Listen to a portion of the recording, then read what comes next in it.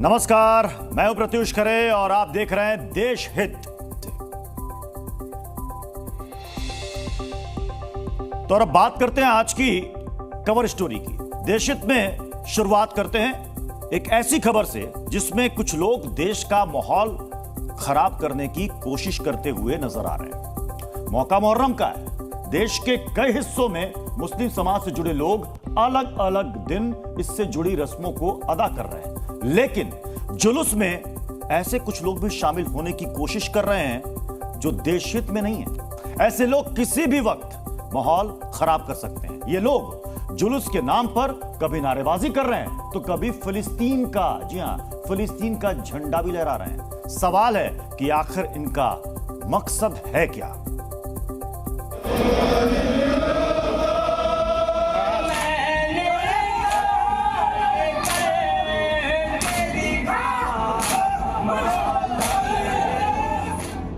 यहाँ इन तस्वीरों को गौर से देखिए। ये मुस्लिम युवक किसी दूसरे मुल्क के नहीं हैं, बल्कि ये दरभंगा के हैं, इसी देश के हैं। और इनके हाथों में झंडा मुहर्रम के दौरान निकालने जाने वाले किसी प्रतीकात्मक झंडे का नहीं है, बल्कि सोशल मीडिया में वायरल हो रही इन तस्वीरों में दिख रहे युवक फिलिस्तीन का झंडा हाथों में लिए शोर शराबा कर रहे हैं। टी शर्ट पहना ये युवक जोश में है, किसी अलग ही अंदाज में है। जाहिर है यहां से माहौल खराब होने की पूरी आशंका भी दिखती है। इससे पहले कि मामला तनावपूर्ण हो जाता, जुलूस इंतजामिया कमेटी ने माहौल देखते ही युवक से झंडा जब्त कर लिया। ये गलत किया बच्चों ने और हम मजम्मत करते हैं, हम उसकी तरदीद करते हैं। हमारा मजहब इस बात की हरगिज हमको इजाजत नहीं देता, बल्कि हमारा मजहब हमको हुब्बुल वतनी सिखाता और हम हर मौके से हम अपने वतन के झंडा को इंशाअल्लाह बुलंद रखा है और रखते रहेंगे जब तक हमारा भारत रहेगा, हम रहेंगे। आपको बता दें कि मुहर्रम महीने का चांद दिखने के बाद सोमवार को दरभंगा में मिट्टी लाने की रस्म के दौरान जुलूस निकाला गया था और अब ये वीडियो सोशल मीडिया में वायरल हो रहा है। ये वीडियो यूपी के भदोही जिले का बताया जा रहा है और फिलिस्तीन का झंडा हाथों में लिए लहराया जा रहा है। मीडिया रिपोर्ट में बताया गया है कि मुस्लिम समुदाय के लोगों द्वारा ये जुलूस मुहर्रम को चांद दिखने के दौरान निकाला गया था। हालांकि मामला पुलिस के संज्ञान में आते ही कार्रवाई करने का भरोसा दिया गया। पुलिस की एफआईआर में दोनों नामजद आरोपियों के साथ कुछ अन्य अज्ञात लोगों को भी शामिल किया गया है। अब आप इस तीसरी तस्वीर को देखिए। यहाँ सहारनपुर में इमाम बारगाहों और घरों में गमे हुसैन की मजलिसों का दौर जारी है। जायरीन यहाँ इकट्ठा हुए हैं। यहाँ मातमी जुलूस मनाया जा रहा है।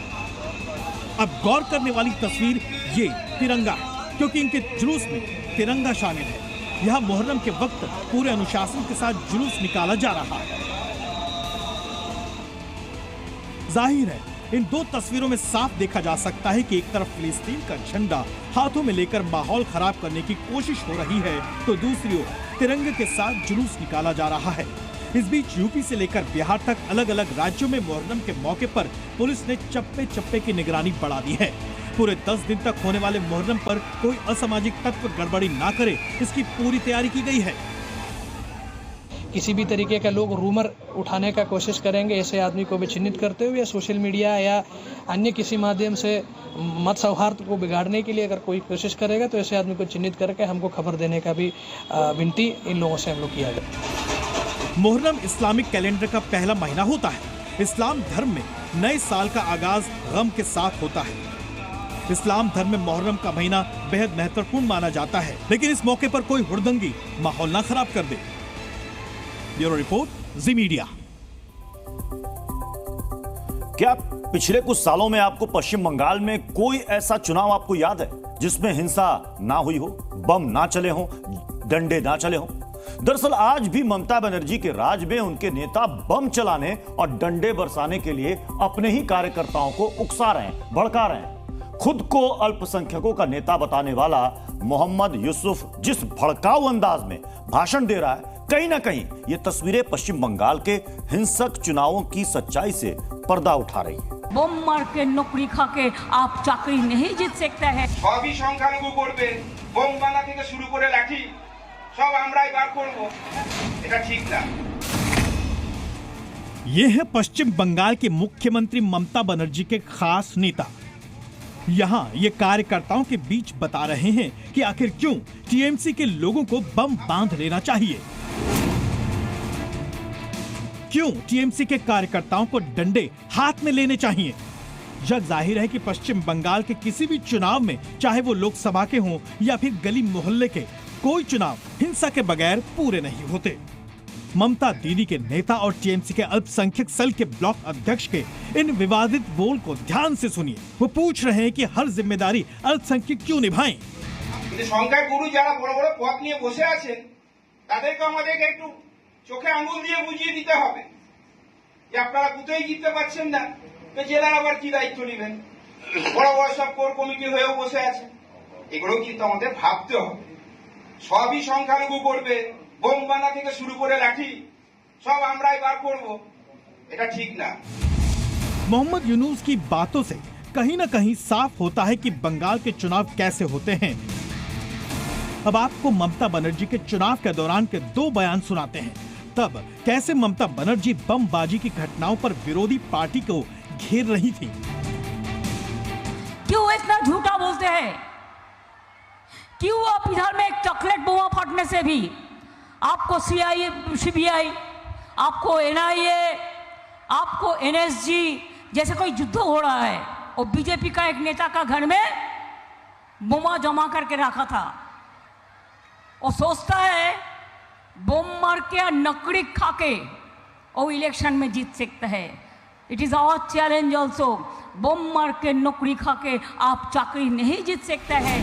कुछ दिनों पहले ममता बनर्जी बम वाली बात संदेश खाली की जघन्य घटना के बाद को लेकर बता रही थी, लेकिन आज जिस तरह से टीएमसी के उनके ही नेता कार्यकर्ताओं को भड़का रहे हैं, इससे तस्वीर साफ होती दिख रही है कि पश्चिम बंगाल में इतनी हिंसा क्यों है। इसलिए बीजेपी भी बंगाल की हिंसा पर ममता सरकार के ऊपर ही लगातार हमला बोलती है।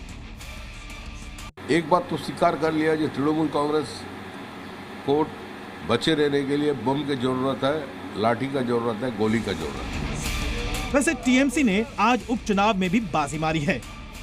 सवाल है कि क्या बंगाल में बमबाजी और हिंसा के लिए भड़काऊ तंत्र से ही चुनाव जीता जाएगा। ब्यूरो रिपोर्ट, जी मीडिया।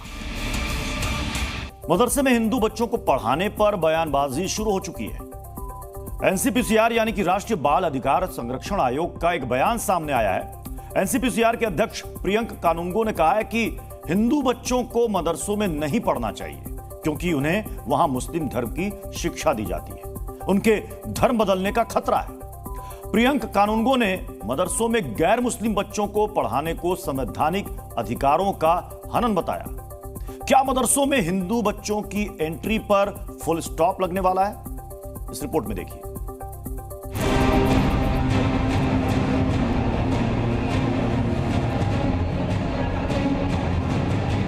मदरसों में हिंदू बच्चों के धर्मांतरण के खतरे वाले बयान के बाद नया विवाद शुरू हो गया है।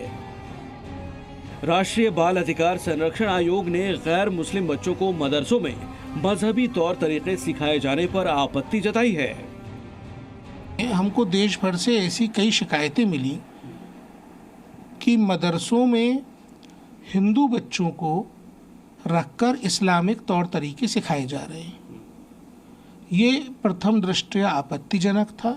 हमने देश के सभी राज्य सरकारों से इस निमित्त निवेदन किया कि भाई हिंदू बच्चे जो भी मदरसों में हैं उनको तत्काल स्कूलों में दाखिल करें। एनसीपीसीआर के अध्यक्ष प्रियंक कानूनगो ने इस मामले पर 4 बड़ी बातें कही। पहली, हिंदू बच्चों को मदरसों में नहीं पढ़ाना चाहिए। दूसरी, मदरसों में शिक्षा देना हिंदू बच्चों के संवैधानिक अधिकारों का हनन है। तीसरी, मदरसों में पढ़ने वाले हिंदू बच्चों के धर्मांतरण का खतरा है। और चौथी बात, मदरसे शिक्षा का नहीं इस्लामी धर्म का प्रचार प्रसार करते हैं। एनसीपीसीआर अध्यक्ष ने कुछ मुस्लिम धार्मिक संगठनों पर भी निशाना साधा और उन्हें बच्चों के भविष्य से खिलवाड़ न करने की चेतावनी दी। अगर लोगों को भड़काना और अफवाह फैलाने का काम किया तो कभी भी बर्दाश्त नहीं किया जाएगा। बच्चों को पलने बढ़ने का मौके दीजिए, उसमें हस्तक्षेप मत करिए। हस्तक्षेप करेंगे तो बख्शे नहीं जाएंगे। मदरसों में गैर मुस्लिम बच्चों की तालीम को लेकर दारुल उलूम फिरंगी महल का बयान सामने आया, जिसमें दावा किया गया कि आजादी के बाद से ही गैर मुस्लिम बच्चे मदरसों में पढ़ते आ रहे हैं। वहां धर्म के आधार पर कोई भेदभाव नहीं होता। तो बरेली के मदरसों का दावा है कि उनकी मजहबी तालीम से बच्चों का सही विकास होता है। हमारा सिर्फ ये कहना है कि मदरसों के ताल्लुक़ से जिस तरीके की बहस होती है, जिस तरीके मुबाहिसा होता है, अगर कोई तालिब इल्म गैर मुस्लिम है या मुसलमान नहीं है और वो मदरसे में पढ़ता है, तो उसको ये इख्तियार है कि वो उस तालीम को ना हासिल करे जो मुसलमानों के मज़हब से जिनका ताल्लुक़ है। उसके अलावा अगर साइंस पढ़ाई जाती है वहाँ पर, अगर हिंदी पढ़ाई जाती है और अंग्रेज़ी पढ़ाई जाती है, तो फिर मैं समझता हूँ कि उस पर किसी को एतराज़ नहीं होना चाहिए। वहीं एनसीपीसीआर अध्यक्ष के बयानों के बाद बीजेपी ने दावा किया कि बच्चों की पढ़ाई में किसी तरह का भेदभाव नहीं हो और जो राष्ट्र के हित में होगा सरकार वही फैसला लेगी। मदरसों में जो शिक्षा व्यवस्था दी जा रही है उसमें दीनी तालीम ज़्यादा है। वो तालीम जो नौनिहालों के भविष्य के लिए, आने वाले समय के राष्ट्र के लिए वो बहुत उचित नहीं है और उसके लिए लगातार अपने सुझाव राज्य बाल अधिकार संरक्षण आयोग भी देता रहा है और केंद्रीय बाल संरक्षण आयोग भी देता रहा है। उन अनुशंसाओं का, उन सुझावों का राज्य सरकारें, केंद्र सरकारें पालन करती हैं। जो भी उनकी अनुशंसाएं होंगी उसको राज्य सरकार अमल में लाने का प्रयास करेगी। एनसीपीसीआर चाहता है कि सारे हिंदू बच्चों को मदरसों से निकालकर स्कूलों में पढ़ाया जाए, जबकि मौलाना चाहते हैं कि हिंदू और मुस्लिम बच्चे पहले की तरह मदरसों में एक साथ पढ़ते रहें।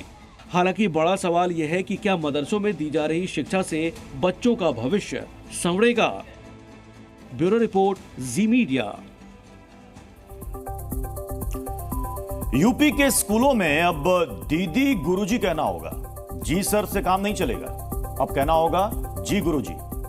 दरअसल यूपी के संभल में डीएम ने एक आदेश जारी किया है। साथ ही भारतीय संस्कृति और परंपरा की बात करते हुए कई और निर्देश भी जारी किए गए, जिसमें यह भी कहा गया है कि जो यहां पर गुरुजी होंगे वो जीन्स और टी शर्ट में नहीं आएंगे, यानी कि उनको एक स्कूल यूनिफॉर्म का पालन करना पड़ेगा। और अब यहां पर आप जी टीचर, जी मैडम नहीं कहेंगे, या तो दीदी कहिए या तो फिर गुरुजी कहिए। ये देखिए रिपोर्ट।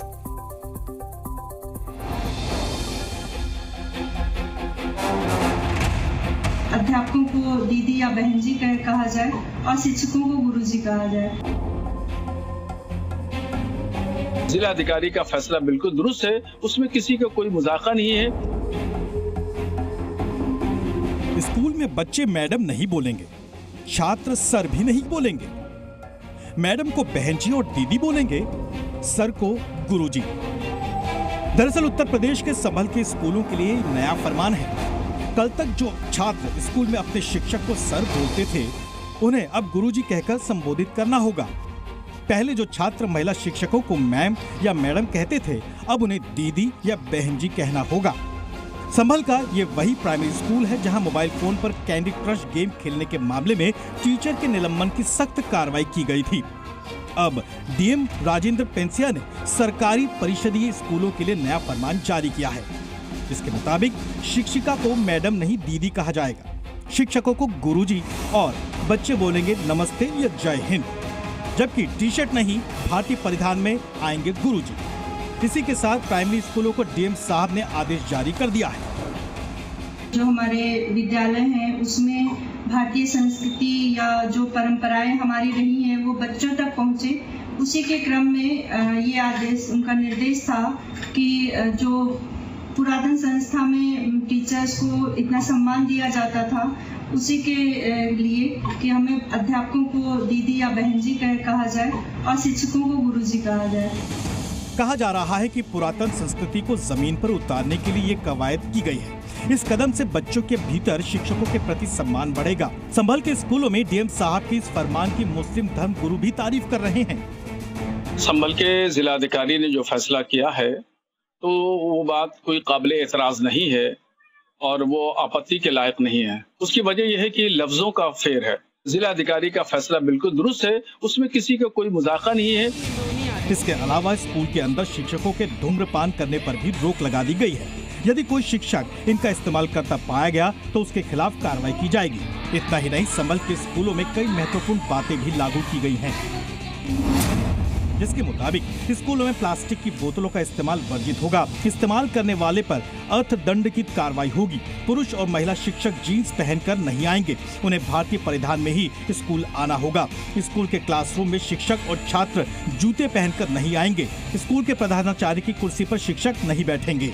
शिक्षक इन नियमों को लागू करने के पीछे की वजह बताते हुए कहते हैं कि स्कूल मंदिर होता है। बच्चों के अंदर ऐसी आदत डालने से बहुत कुछ बदल सकता है।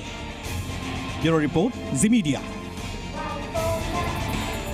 आज केंद्र सरकार ने जम्मू कश्मीर के उपराज्यपाल की प्रशासनिक ताकत को बढ़ा दिया है। इसके लिए जम्मू कश्मीर पुनर्गठन अधिनियम 2019 में नया संशोधन किया गया। मतलब जम्मू कश्मीर में आने वाले समय में जब कोई सरकार बनेगी तो मुख्यमंत्री को कई महत्वपूर्ण मसलों पर उपराज्यपाल के पास जाना होगा। कुछ एग्जाम्पल्स के जरिए आपको समझाते हैं कि आखिर क्या होगा। अब जम्मू कश्मीर में पुलिस की ट्रांसफर, पोस्टिंग सहित हर फैसला एलजी लेंगे। एंटी करप्शन ब्यूरो के किसी फैसले पर अंतिम बात उपराज्यपाल की सुनी जाएगी। ऑल इंडिया सर्विस पर भी अंतिम निर्णय, अंतिम फैसला एलजी के पास ही होगा। अधिकारियों की ट्रांसफर, पोस्टिंग में राज्य सरकारों की मर्जी नहीं चलेगी। कानूनी अधिकारियों की नियुक्ति पर अंतिम फैसला एलजी ही लेंगे। यानी पुलिस, जेल, सार्वजनिक व्यवस्था, अखिल भारतीय सेवा सहित लॉ एंड ऑर्डर से जुड़े हर फैसले के लिए सीएम को एलजी से इजाजत यानी कि अनुमति लेनी पड़ेगी। अभी इन मामलों में वित्त विभाग यानी कि मुख्यमंत्री की तरफ से निर्णय लिया जाता था, लेकिन अब इसमें बदलाव हो जाएगा। तो जम्मू कश्मीर में इसी साल चुनाव भी होने वाले हैं। उससे ठीक पहले केंद्र सरकार ने बड़ा फैसला लेकर उपराज्यपाल की शक्तियां बढ़ा दी हैं। अब जम्मू कश्मीर में उपराज्यपाल के पास वैसी शक्तियां हैं जैसी दिल्ली में लेफ्टिनेंट गवर्नर के पास है। जम्मू कश्मीर की सियासी पार्टियां इस फैसले का विरोध कर रही हैं। हालांकि आज ही बीजेपी की तरफ से इस फैसले की एक्सपायरी डेट भी बता दी गई है।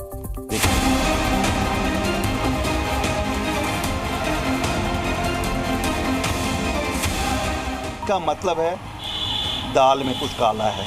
इतनी ताकतवर असेंबली है, अब आप उसको म्युनिसिपैलिटी में तब्दील करना चाहते हैं। इलेक्टेड हुकूमत को कैसे दबा के रखें, वो उस मैंडेट का मिसयूज कर रहे हैं। यहाँ पर फेयर इलेक्शन हो पाए उसके मद्देनजर लेफ्टिनेंट गवर्नर की पावर को इनहांस किया गया। जम्मू कश्मीर में चुनाव से पहले ही उपराज्यपाल को नई पावर पर सियासी बहस शुरू हो गई है। जम्मू कश्मीर को लेकर आज केंद्र सरकार ने एक नोटिफिकेशन जारी करके उपराज्यपाल की शक्तियों को बढ़ा दिया है। अब कानून व्यवस्था से जुड़े सभी मामलों पर एलजी ही फाइनल फैसला करेंगे और विधानसभा चुनाव के बाद भी उपराज्यपाल की ये शक्तियां बरकरार रहेंगी। और विपक्षी नेताओं का सबसे ज्यादा विरोध एलजी की इसी नई ताकत को लेकर है। ये खोखली स्टेट देना चाहते हैं जिसमें कोई भी पावर्स किसी इलेक्टेड गवर्नमेंट के पास नहीं होंगे। डेमोक्रेसी में शायद ये एक मजाक है। और अगर जो कहते थे कि दिल्ली और दिलों की दूरी दूर करनी है, अगर उसका मतलब यही है तो कम से कम जम्मू कश्मीर के लोग इसके साथ नहीं हैं। अगर इलेक्टेड चीफ मिनिस्टर का बनेगा तो ये उसका काम है कि लोगों को क्या काम करना है, लोगों के लिए किस तरीके से क्या रोज़गार लाने या बाकी सब चीज़ें जो भी होंगे, ये एक इलेक्टेड चीफ मिनिस्टर का हक होना चाहिए। बट अफसोस से कहना पड़ रहा है कि यहाँ पर इलेक्टेड चीफ मिनिस्टर के ऊपर अपॉइंटेड और सिलेक्टेड बंदा डिसाइड करेगा। ये सरासर नाइंसाफ़ी है। मुझे लगता है कि हमारे साथ और जम्मू और कश्मीर के लोगों के साथ बहुत बड़ी ज़्यादती है। गृह मंत्रालय के फैसले में जम्मू कश्मीर के लिए दिल्ली मॉडल को ओके कर दिया गया। केंद्र सरकार ने जम्मू कश्मीर पुनर्गठन अधिनियम 2019 में नया संशोधन किया है। अधिनियम की धारा 55 के तहत इसमें 2 नए नियमों 42A और 42B को जोड़ा गया है।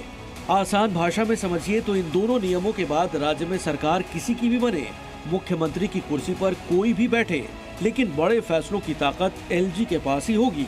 उपराज्यपाल की बढ़ी ताकतों को लेकर नेशनल कॉन्फ्रेंस के नेता और जम्मू कश्मीर के पूर्व मुख्यमंत्री उमर अब्दुल्ला ने एक्स पर पोस्ट किया और सरकार पर निशाना साधते हुए लिखा, जम्मू कश्मीर के लोग शक्तिहीन रबर स्टैम्प सीएम से बेहतर के हकदार हैं, जिन्हें अपने चपरासी की नियुक्ति के लिए भी एलजी से भीख मांगनी पड़ेगी।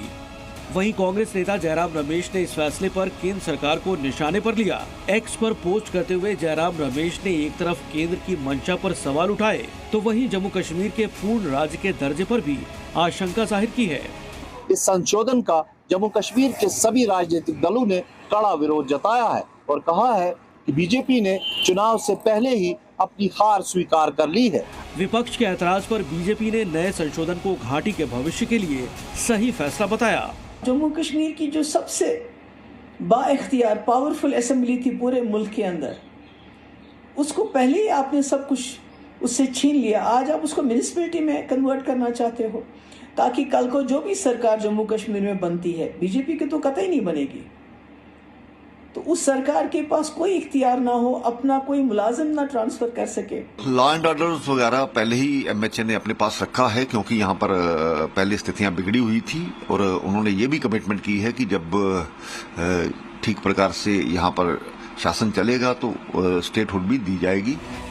सुप्रीम कोर्ट के आदेश के बाद जम्मू कश्मीर में सितंबर तक चुनाव कराने के लिए तैयारियां शुरू हो गई हैं। लोकसभा चुनाव में जम्मू कश्मीर की जनता ने बढ़ चढ़कर हिस्सा लिया और अब देखना होगा कि एलजी को पावर देने के विवाद को विपक्ष कितना बड़ा मुद्दा बनाता है। श्रीनगर से खालिद हुसैन के साथ ब्यूरो रिपोर्ट, जी मीडिया।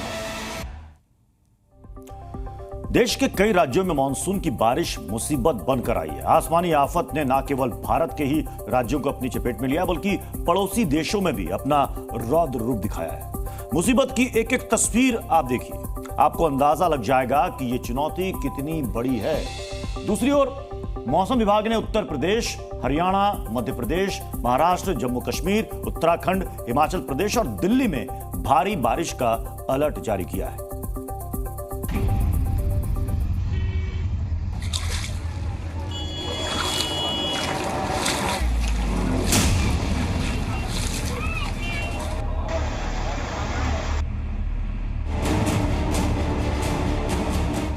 देश या दुनिया, बाढ़ बारिश ने तबाही मचाई हुई है। तस्वीरें सबसे पहले देश के भीतर की दिखाते हैं। ये यूपी का शाहजहांपुर है।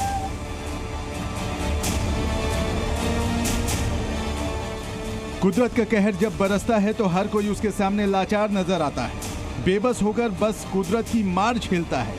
तस्वीरें यूपी के शाहजहांपुर की हैं, जहां बादल इस कदर कहर बनकर बरसेंगे किसी ने भी नहीं सोचा था। घर डूबते चले गए, सड़कें दरिया बन गई, गाड़ियां पानी में डूब गई। जहां तक नजर जाएगी वहां पानी ही पानी नजर आएगा। सैकड़ों लोगों को बाढ़ की वजह से अपना घर छोड़कर जाना पड़ रहा है। वहीं बाढ़ में फंसे लोगों को मुसीबत से निकालने के लिए प्रशासन दिन रात जुटा हुआ है। एनडीआरएफ के साथ पुलिस और नगर निगम के कर्मचारी लोगों को सुरक्षित जगहों पर पहुंचा रहे हैं। अब जरा यूपी के सीतापुर की इस तस्वीर को देखिए, कैसे नदियों में आए उफान ने एक मकान को पल भर में निगल लिया।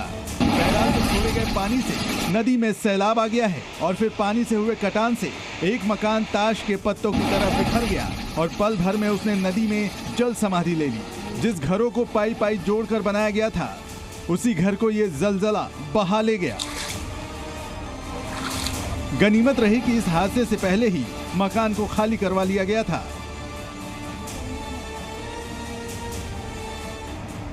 हरदोई में बाढ़ का कहर देखने को मिल रहा है। मूसलाधार आफत से यहाँ भी जिंदगियां बेबस हैं। बाढ़ से किस तरह लोगों की जिंदगी पर असर पड़ रहा है। बाढ़ का पानी लोगों के घरों तक आ गया है। खेत खलिहान सब जलमग्न हो गए हैं। बाढ़ की तस्वीरों को देखकर लगता है कि मानो किसी दरिया ने अपना रास्ता बदल लिया हो।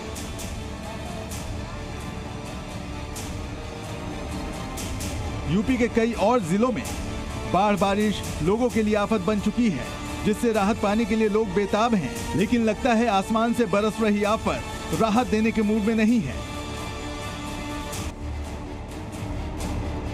पड़ोसी देश चालबाज चीन के भी हालात बाढ़ बारिश से बहुत बिगड़े हुए हैं। शहर जलमग्न होता जा रहा है, यहाँ भी पहाड़ दरक रहे हैं। जबकि बारिश से फ्रांस के हालात भी जुदा नहीं है।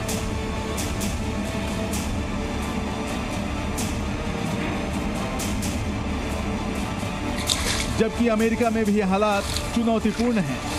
ब्यूरो रिपोर्ट, जी मीडिया। अब वक्त है जी जानकारी का। पिछले साल भारत ने जनसंख्या के मामले में चीन को पछाड़ दिया था और दुनिया का सबसे ज्यादा आबादी वाला देश बन गया था।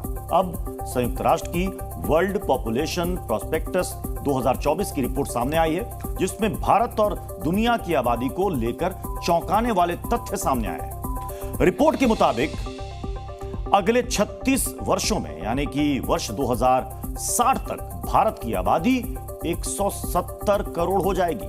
हालांकि इसके बाद आबादी 12% की दर से कम भी होगी और वर्ष 2100 तक भारत की आबादी घटकर 150 करोड़ रह जाएगी। 2024 भारत की आबादी 145 करोड़ होने का अनुमान है, जो ये साल चल रहा है 2024। वर्ष 2100 तक भारत दुनिया का सबसे ज्यादा आबादी वाला देश बना रहेगा और रिपोर्ट के मुताबिक वर्ष 2085 तक दुनिया की आबादी बढ़कर 10 अरब 30 करोड़ पहुंच जाएगी, जो कि मौजूदा समय में 8 अरब 20 करोड़ पहुंच चुकी है। आज की तारीख में हम दुनिया की सबसे ज्यादा आबादी वाले देश हैं। हमने चीन को पिछले साल ही 2023 में हमने पछाड़ा है और हम आज सबसे युवा आबादी वाले देश भी हैं। लेकिन जो रिपोर्ट सामने आ रही है कि एक वक्त ऐसा आएगा जब जनसंख्या बढ़ोतरी होगी, लेकिन कुछ वर्षों के बाद धीरे धीरे उसमें कमी भी देखने को मिलेगी। तो ये जो यूएन की रिपोर्ट आई है, इसमें बहुत सारे ऐसे फैक्ट्स हैं जो वाकई में रोचक हैं, दिलचस्प हैं और थोड़े से हैरान करने वाले भी हैं। अब बात अयोध्या की। अयोध्या में प्रभु श्री राम मंदिर परिसर में एक आयोजन को लेकर विवाद हो गया। साधु संतों से लेकर मुख्य पुजारी महंत सत्येंद्र दास भी आयोजन पर सवाल उठा रहे हैं, नाराजगी जाहिर कर रहे हैं। विपक्ष भी आयोजन को लेकर सवाल खड़े कर रहा है। आयोजन क्या है वो आपको स्क्रीन पर नजर आ गया होगा। अब ऐसे में बड़ा सवाल यह है कि राम मंदिर, आखिर ऐसा आयोजन क्यों हो रहा है राम मंदिर परिसर में जिस पर इतने सवाल खड़े हो रहे हैं। प्रकट हो गया ये रुमाल।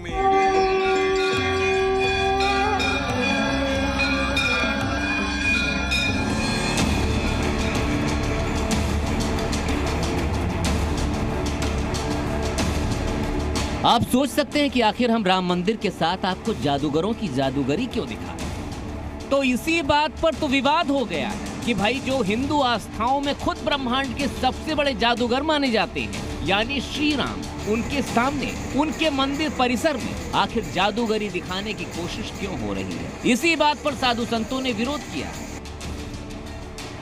हमारे यहाँ श्रद्धा का स्थान है, हमारे यहाँ विश्वास का स्थान है, चमत्कार का कोई स्थान नहीं है। और ये सब जो आ रहे हैं सब राजनीतिक है, जादू दिखाएंगे, अपना कला दिखाएंगे, मति भ्रम सबका करेंगे।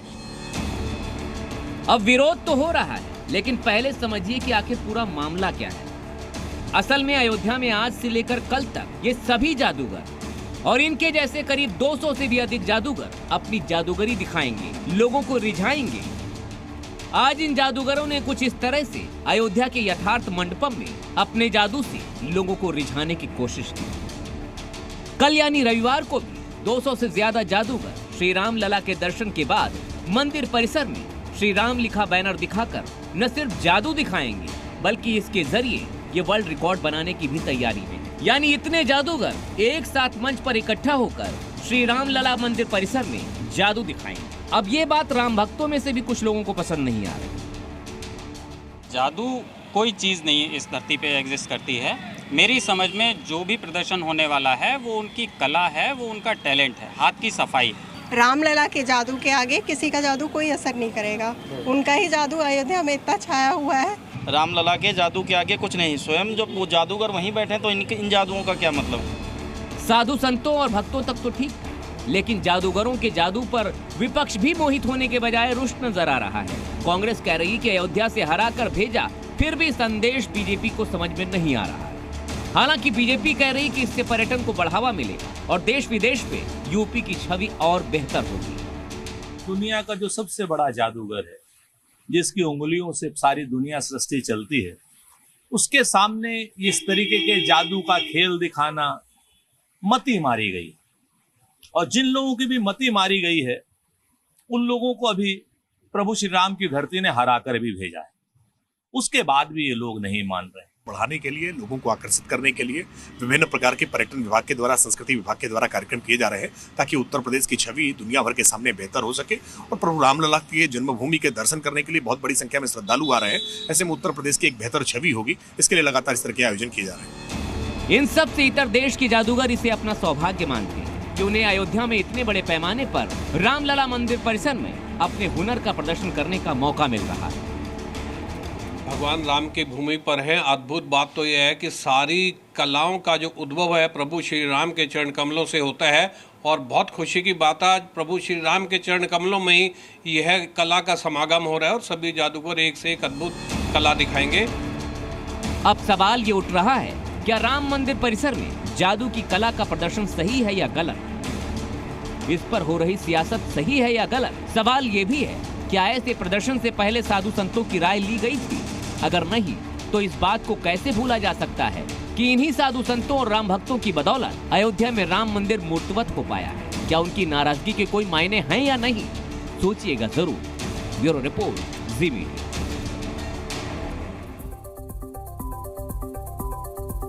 बॉर्डर पर योगी का बुलडोजर। जी हां, उत्तर प्रदेश में अतिक्रमण के खिलाफ बाबा का बुलडोजर गरज रहा है और बुलडोजर अब सूबे के बॉर्डर तक पहुंच चुका है।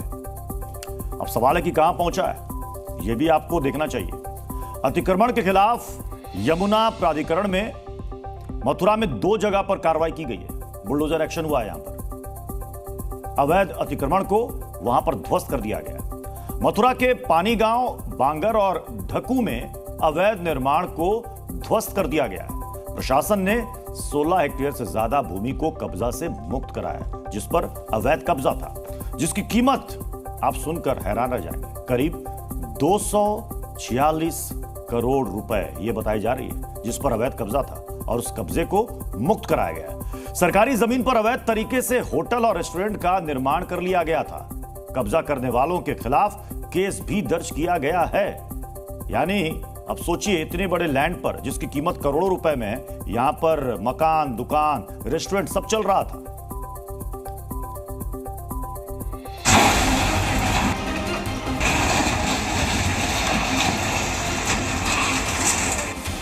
लखनऊ से लेकर नोएडा तक बाबा का बुलडोजर फुल एक्शन में है और अतिक्रमण के खिलाफ बुलडोजर गरज रहा है। शुक्रवार को मथुरा में यमुना प्राधिकरण और प्रशासन ने बड़ी कार्रवाई करते हुए 246 करोड़ रुपए की जमीन को कब्जा मुक्त कराया। मथुरा के पास पानी गांव, बांगर और ढाकू के पास 2 दर्जन से ज्यादा कॉलोनियां बसाई गई थी। इसके अलावा होटल, रेस्टोरेंट और ढाबे भी सरकारी जमीन पर कब्जा करके बनाए गए थे, जिन्हें बुलडोजर से ढहा दिया गया। कई नामी ढाबे भी सरकारी जमीन पर अवैध तरीके से बनाए गए थे। सीएम योगी का मैसेज क्लियर है, अवैध निर्माण करने वाले, सरकारी जमीन कब्जाने वाले बुलडोजर कार्रवाई से बच नहीं सकेंगे।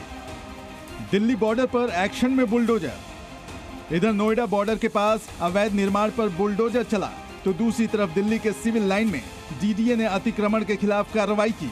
जमीन आर्मी की थी और उसको अब यहाँ से हटाया जा रहा है और भारी पुलिस बल को यहाँ पर तैनात किया गया है। पैरामिलिट्री फोर्सेस के साथ साथ में दिल्ली पुलिस के जवानों को भी यहाँ पर तैनात किया गया है और चारों तरफ किसी को भी आने जाने की वहाँ पर अनुमति नहीं दी गई है। सिविल लाइन स्थित धोबी घाट कॉलोनी में अवैध तरीके से बनाए गए 80 से ज्यादा घरों को ढहा दिया गया। हालांकि यहाँ लोग पिछले करीब 60 साल से रह रहे थे। आजादी से पहले कॉलोनी को बसाया गया था। धोबी घाट कॉलोनी में आर्मी के सर्वेंट रहते थे। अतिक्रमण करके लोगों ने घर बना लिए थे। कोर्ट के आदेश पर अतिक्रमण हटाने की कार्रवाई की गई। हालांकि कार्रवाई से पहले लोगों को नोटिस दिया गया था, लेकिन जब लोगों ने घर खाली नहीं किए तो शनिवार को डीडीए बुलडोजर लेकर पहुंच गया और 80 से ज्यादा अवैध निर्माण पर बनाए गए घर तोड़ दिए गए।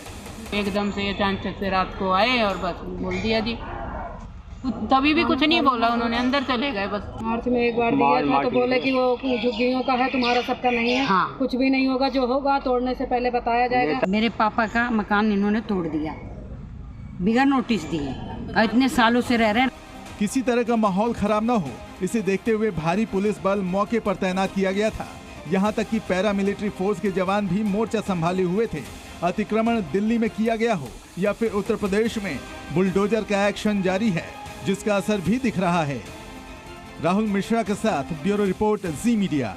और अब बात राजस्थान के राजपूत नेताओं के बीच चल रही वर्चस्व की जंग की। शुक्रवार को राष्ट्रीय करणी सेना और राजपूत करणी सेना के बीच वर्चस्व की लड़ाई खूनी हो गई। राष्ट्रीय करणी सेना के प्रमुख शिव सिंह शेखावत और राजपूत करणी सेना के प्रमुख महिपाल सिंह मकराना के बीच सरेआम मारपीट हुई। दोनों गुट के समर्थक आपस में भिड़ गए। लेकिन क्यों और क्या मारपीट अब खतरनाक दुश्मनी का रुख अख्तियार कर लेगी? क्या है राजस्थान में सेना वर्सेस सेना की पूरी लड़ाई? देखिए। वीडियो आपने देख लिया।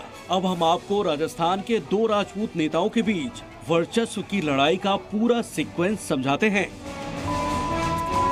शुक्रवार को चित्रकूट इलाके में स्थित शेखावत के ऑफिस में कुछ लोग मिलने आए थे, जिनमें राजपूत करणी सेना के प्रमुख महिपाल सिंह मकराना भी थे। मकराना के समर्थकों ने शेखावत के ऑफिस में पहले से मौजूद सुरक्षा कर्मियों को बाहर जाने को कहा। इसी दौरान पहले बहस हुई और फिर फायरिंग हो गई। निशाना चूकने की वजह से मकराना बाल बाल बच गए। मकराना का आरोप है कि शेखावत के सुरक्षाकर्मी ने बंदूक की बट से उन पर हमला किया। वहीं शिव सिंह शेखावत का आरोप है कि उनकी हत्या की साजिश थी, जो कि नाकाम हो गई। धड़ से मेरे पे फायरिंग मारा तो मेरे गनमैन ने यहाँ पे बट मारा। उसकी बट मारते ही वो आदमी गिरा तो मैंने पिस्टल पकड़ा, तो पिस्टल पकड़ते ही ये देखो मेरे हाथ के लग गई। उसने कहा बना सॉरी। घटना के कुछ वीडियो भी सामने आए हैं। इसमें दोनों पक्ष मारपीट करते दिख रहे हैं। वीडियो में महिपाल सिंह मकराना के सिर से खून निकलता दिख रहा है, जिन्हें अस्पताल में भर्ती कराया गया। अब दोनों गुट एक दूसरे पर फायरिंग का आरोप लगा रहे हैं। अब सवाल यही है कि राष्ट्रीय करणी सेना और राजपूत करणी सेना एक दूसरे के खून के प्यासे क्यों हैं? दरअसल इसके पीछे दोनों गुटों के वर्चस्व की लड़ाई है। दिसंबर 2023 में राष्ट्रीय राजपूत करणी सेना के अध्यक्ष सुखदेव सिंह गोगामेड़ी की हत्या हुई थी। तभी से शेखावत और मकराना गुट के बीच वर्चस्व की जंग चल रही है। दोनों गुट एक दूसरे के खिलाफ बयानबाजी करते रहे हैं, जिससे दोनों गुटों में दुश्मनी बढ़ी है।